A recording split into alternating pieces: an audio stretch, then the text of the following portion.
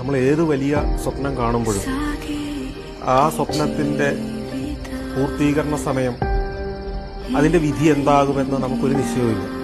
ഓരോ മൈൽ സ്റ്റോണും പിന്നിടുന്ന നാളുകളിൽ ഞാൻ എവിടെ നിന്ന് യാത്ര ആരംഭിച്ചു എന്ന് തിരിഞ്ഞു നോക്കാറുണ്ട്. അത് തന്നെയാണ് എനിക്ക് മുമ്പോട്ട് പോകാനുള്ള ധൈര്യം.